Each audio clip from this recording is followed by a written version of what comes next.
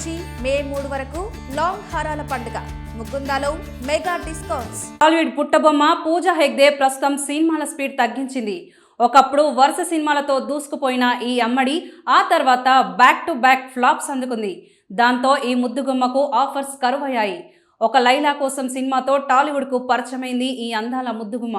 తొలి సినిమాతోనే తన అందంతో కట్టిపడేసింది పూజా హెగ్డే. తక్కువ సమయంలోనే డమ్ సొంతం చేసుకుంది ఈ ముద్దుగుమ్మ.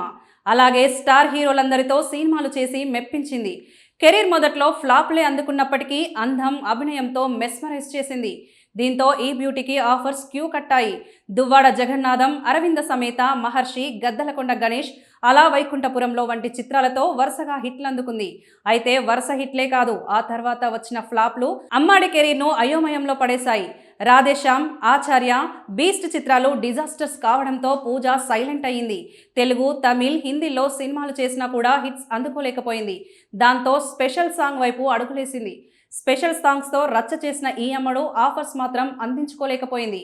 ఇక పూజా హెగ్డే చివరగా నటించిన జననాయగన్ విడుదలకు సిద్ధంగా ఉంది. ఇదిలా ఉంటే పూజా హెగ్డే ప్రేమలో పడిందని వార్తలు వినిపిస్తున్నాయి. గతంలోనూ పూజా ప్రేమలో పడిందని వార్తలు వచ్చాయి.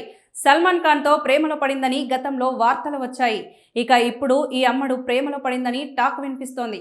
పూజా హెగ్డే, రోహన్ మెహ్రా ప్రేమలో ఉన్నారని బీ టౌన్లో టాక్ వినిపిస్తోంది. గతంలో ఈ ఇద్దరు కలిసి పలుసార్లు మీడియా కంట్లో పడ్డారు.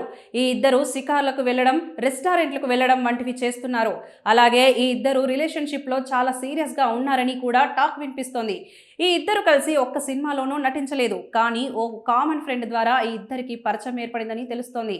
త్వరలోనే పూజా హెగ్డే తన రిలేషన్షిప్ను బయట పెడుతుందా అని ఆమె అభిమానులు ఈగర్గా ఎదురు చూస్తున్నారు.